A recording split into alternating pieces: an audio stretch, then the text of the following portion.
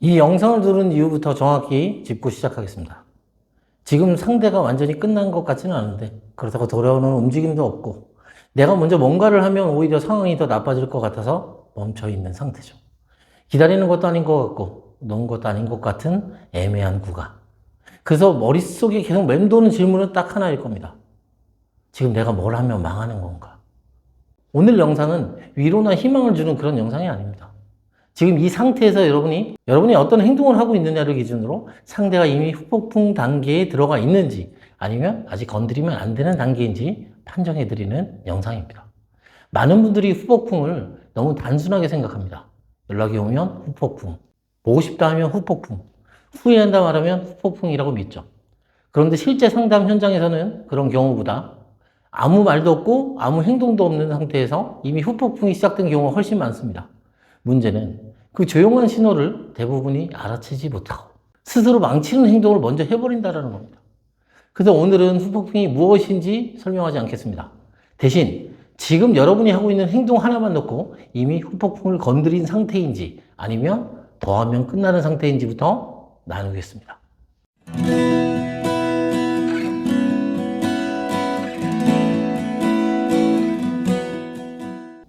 지금 이 행동을 하고 있다면 상대는 이미 후폭풍 단계에 들어갔을 가능성이 높습니다. 반대로 이 행동을 아직도 하고 있다면 지금 더 기다리거나 더 움직일수록 상황은 나빠질 가능성이 큽니다. 그 행동은 바로 상대의 반응을 기준으로 하루의 감정이 움직이느냐 아니냐입니다. 이게 무슨 말인지 구체적으로 풀어볼게요. 예전에 여러분이 메시지를 보내지 않아도 상대의 반응이 하루의 중심이었을 겁니다. 답장이 오나 안 오나, 말투가 짧아졌나, 예전이랑 다르나, 이모티콘 하나에도 의미를 부여했겠죠. 하루의 기분이 상대 반응에 따라 오르락내리락 했을 거고 그게 너무 자연스러워서 문제라고 느끼지도 못했을 겁니다. 그런데 어느 순간부터 상대가 뭘 하든 안 하든 굳이 확인하지 않게 된 시점이 있다면 이건 단순히 마음이 단단해진 게 아닙니다. 감정의 기준점이 이동한 거예요. 상대를 중심으로 돌아가던 그 감정 구조가 나를 중심으로 재배치되기 시작한 상태입니다. 이 변화는 의지로 만들어지는 게 아닙니다. 참아야지, 버텨야지 해서 생기는 변화가 아니라 감정 구조 자체가 바뀌는 신호입니다. 이때부터 상대의 입장에선 가장 중요한 요소 하나가 사라집니다. 바로 확신입니다. 그동안 상대는 여러분을 충분히 예측할 수 있었어요. 내가 이 정도 거리 두면 이 사람은 기다린다. 내가 이렇게 말하면 흔들린다. 연락 안 하면 결국 먼저 온다. 이 예측이 가능했기 때문에 상대는 불안해할 필요가 없었습니다. 그런데 여러분이 더 이상 반응을 확인하지 않기 시작하면 이 예측이 깨집니다. 상대는 처음으로 여러분을 통제 가능한 사람이 아니라 통제 불가능한 변수로 인식하게 됩니다. 이 지점에서 생기는 감정이 바로 후폭풍의 출발점입니다. 여기서 많은 분들이 착각합니다. 그런데 연락도 없고 표현도 없는데요? 맞아요. 이 단계에서는 대부분 아무 일도 일어나지 않습니다. 그래서 사람들은 후폭풍이 아니라고 생각하죠. 하지만 진짜 후폭풍은 행동으로 시작되지 않습니다. 내부 균열로 시작됩니다. 상대의 머릿속에 아주 작은 질문 하나가 생깁니다. 왜 예전이랑 다르지? 이 질문이 생겼다는 것 자체가 이미 감정의 균형이 깨졌다는 증거입니다. 그 전까지 상대는 여러분을 확신하고 있었지만 이 질문이 생기는 순간부터는 확신이 아니라 의심이 자리 잡기 시작합니다. 그리고 이 의심은 시간이 갈수록 점점 커집니다. 반대로 아직도 여러분이 상대 반응 하나하나에 신경 쓰고 있다면 지금은 후폭풍 단계가 아닙니다. 이 상태에서 많은 분들이 이렇게 말합니다. 그럼 나는 아직 아닌 거네요. 더 기다려야겠네요. 그런데 이 판단이 가장 위험합니다. 왜냐하면 이 단계에서 기다림은 흐름을 만드는 기다림이 아니라 상대의 확신을 굳혀주는 기다림이기 때문입니다.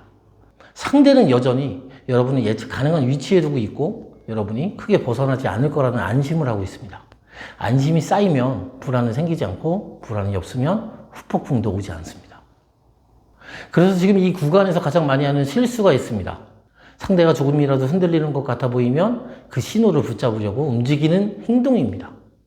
SNS를 염탐하는 것 같이 보이면 의미를 부여하고 주변에서 내 소식을 물었다는 얘기를 들으면 기대를 키우고 아무 의미 없는 연락이 오면 이걸 기회라고 착각합니다.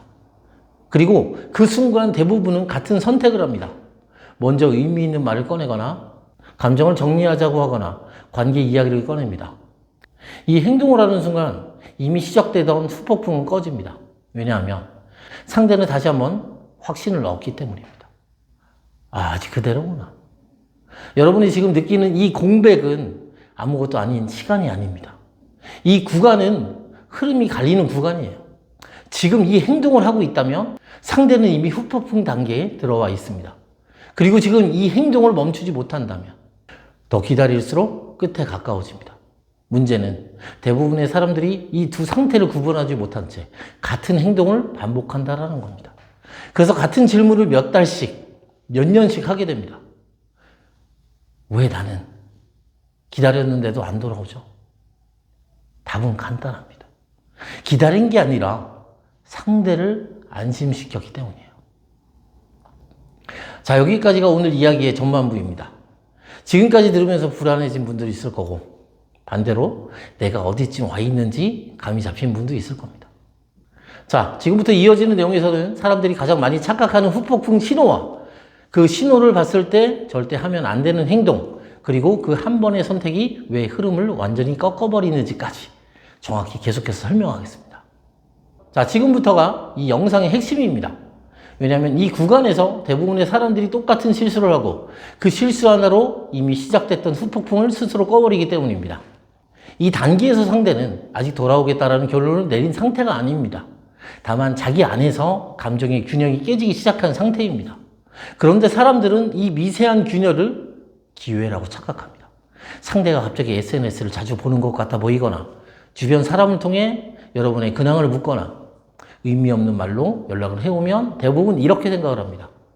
아, 이제 흔들리는구나. 지금 내가 조금만 더 하면 돌아오겠구나. 하지만 이 판단이야말로 후폭풍을 가장 빠르게 끝내는 선택입니다. 왜냐하면 이 단계에서 상대가 원하는 건 여러분이 아니라 자기 불안의 해소이기 때문이에요. 다시 말해서 상대는 여러분을 향해 움직이는 게 아니라 자기 감정을 점검하고 있는 중입니다. 이때 여러분이 움직이면 어떤 일이 벌어질까요? 상대는 즉시 안심합니다. 내가 생각한 대로 아직 이 사람은 여기 있고 내가 손만 내밀면 반응하는구나. 그리고 이 안심이 생기는 순간 상대 안에서 자라나던 불안은 멈춥니다. 후폭풍은 불안에서 시작되는데 그 불안의 원인을 여러분이 직접 제거해버리는 셈입니다.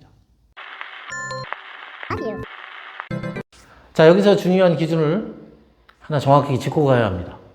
상대의 신호가 여러분을 향해 직접적으로 오지 않는다면 그건 아직 행동하면 안 되는 단계입니다. 의미 없는 안부, 감정 없는 질문, 애매한 접촉은 전부 자기 확인 단계입니다.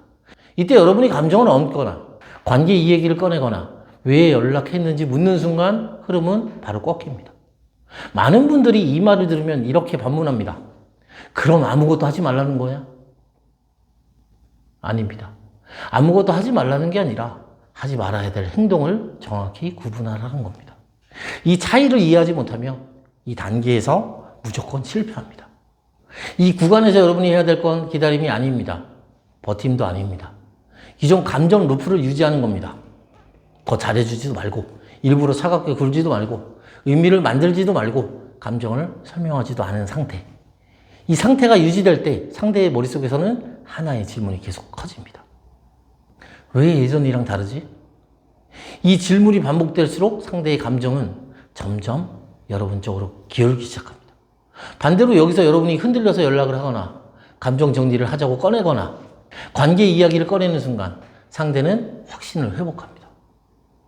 그리고 확신을 회복한 사람은 다시 흔들리지 않습니다. 그리고 여기서 또 하나 중요한 오해를 바로잡아야 됩니다.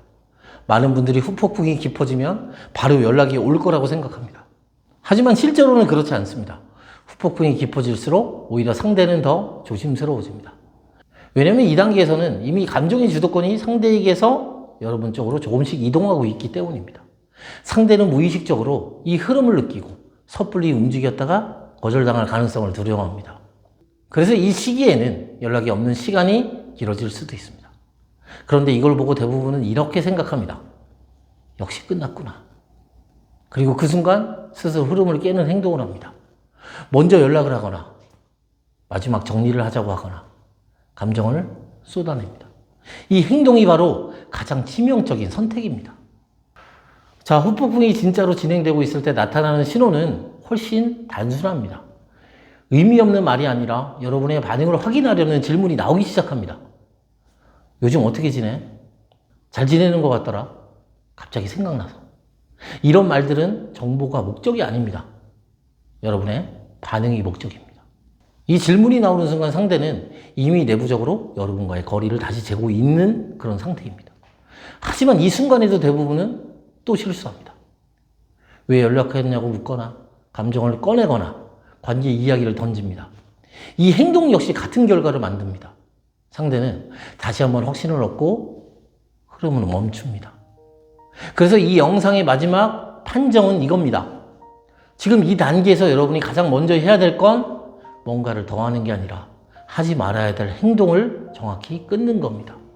지금 이 행동을 하고 있다면 상대는 이미 후폭풍 단계에 들어와 있습니다. 그리고 이 행동을 멈추지 못한다면 더 기다릴수록 끝에 가까워집니다. 자, 마지막으로 이 말 하나만 기억하세요. 여러분이 버려진 게 아니라 아직 판단을 잘못하고 있었을 뿐입니다. 상대가 돌아오지 않은 이유는 여러분의 가치가 부족해서가 아니라 타이밍을 건드렸기 때문이에요. 타이밍은 감정의 문제가 아니라 구조의 문제입니다. 그리고 구조는 행동 하나로도 다시 바뀔 수 있습니다. 지금 이 행동을 멈출 수 있다면 이미 흐름은 여러분 쪽으로 조금씩 돌아오고 있습니다. 여러분은 끝난 사람이 아니라 아직 선택의 지점에 서 있는 사람입니다.